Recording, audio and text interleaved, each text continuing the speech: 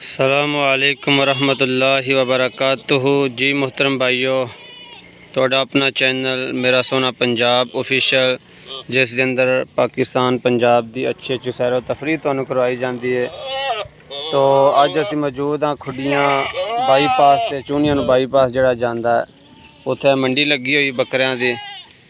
عید الاضحیٰ دے تقریباً 7 تو 8 دن باقی نے، تو قربانی واسطے جڑا نا بکرے منڈی لگائی گئی ہے۔ سارے بھائی اس چینل نو سبسکرائب کریا جے، ویڈیو اچھی لگے لائک کر دیا جے۔ اسی طرح اچھے ویڈیو دیکھنے واسطے چینل دا وزٹ کرو اور کمنٹ دے اندر دسو۔ تو آج تانوں اسی دساں دے کہ اس دفعہ قربانی دے بکریاں دا ریٹ جڑا نا کی صورتحال کنا کو ریٹ ہے۔ ریٹ بہت زیادہ منڈی دے اندر چڑھیا ہوا ہے۔ تو اے بھائی جڑا نا جنہ دے بکرے نے اتنے موجود نے، السلام علیکم، کیا حال نے بھائی جان؟ اور سناؤ؟ اچھا بھائی، اپنا بکرے یہ سارے تواڈے ہی نے؟ سب تو زیادہ قیمت والا کنے تک ہے تے اینڈ تو کنے تک اپنا جڑا 40 تو اتنے ہے، 80 تو تھلے ہے۔ 40 تو اتنے تے 80 تو تھلے ہے بکرے، تسی دیکھ سکتے جی بھائیو، خود ہی نظر مار لو۔ 80 تو تھلے اور 40 تو اتنے، یعنی کہ 40 تو لے کے 80 دے درمیان تک کے جڑا نا بکرے نے۔ 45,000 دا، 50,000 دا، 60,000 دا، 65 دا، اس طرح 70 دا، اے بکرے جڑا نا اس دفعہ منڈی دے اندر بھی ریٹ بہت زیادہ بکریاں دا۔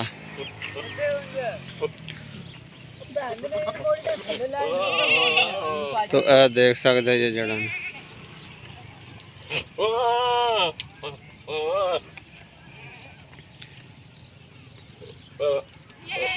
موبائل ہے گا تھوڑے کول؟ موبائل نہیں ہے گا بھائی کول؟ کسی بھی بھائی نے اگر بکرا خریدنا ہوئے تو 0307 90 80 698۔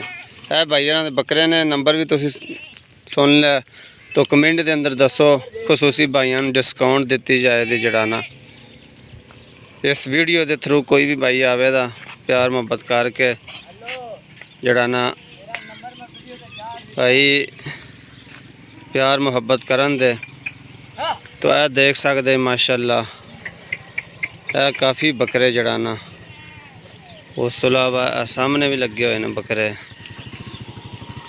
اور سامنے اگے بھی لگے ہوئے ہیں۔ صرف اور صرف جڑا نا بکریاں دی منڈی ہوئے۔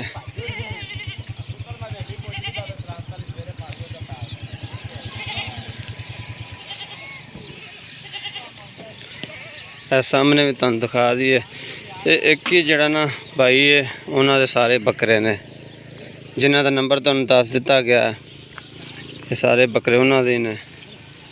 تو اے دیکھ سکتے جی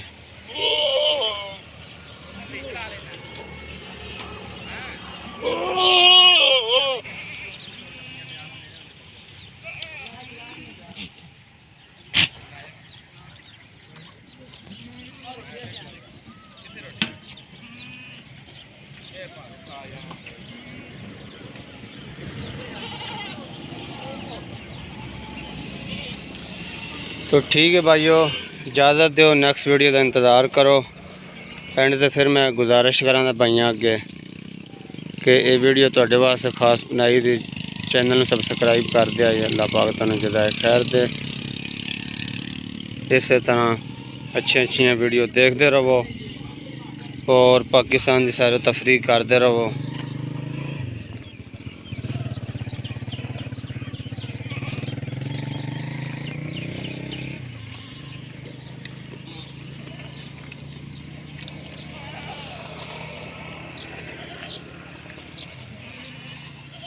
اے دیکھو ماشاءاللہ کافی خوبصورت اور پیارے بکرے نے۔